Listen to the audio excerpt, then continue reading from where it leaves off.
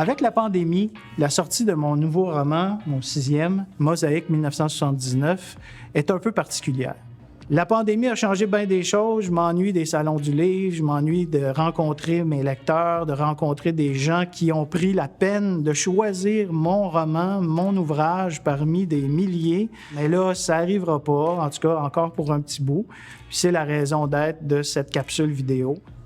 Ça fait 18 ans que j'ai vu pour la première fois dans une librairie un de mes romans. C'était Le Mystère Bujiruma, mon premier roman. Et c'était à Montréal, tout près d'une microbrasserie. Et aujourd'hui, on se retrouve à nouveau dans une microbrasserie, cette fois-là à Chambly, pour le lancement de mon ouvrage, mon 6e, Mosaïque 1979. L'idée m'est venue après des retrouvailles du secondaire.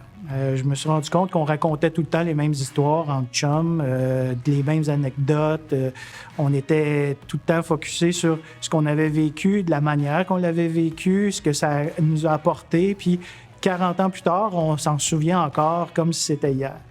Fait que je me suis dit, voilà un terreau fertile pour rédiger un roman.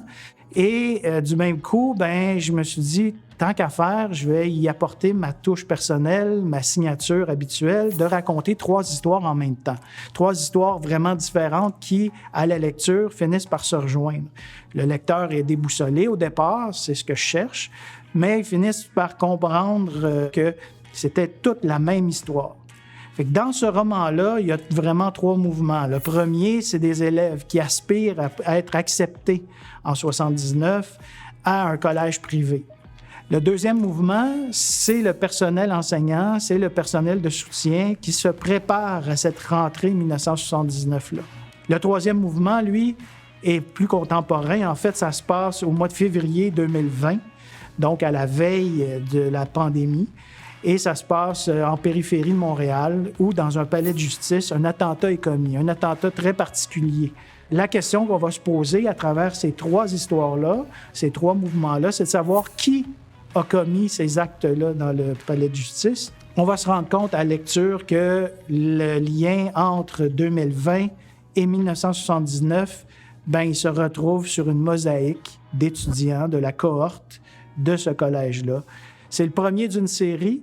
Le prochain, Mosaïque 1980, devrait paraître l'an prochain.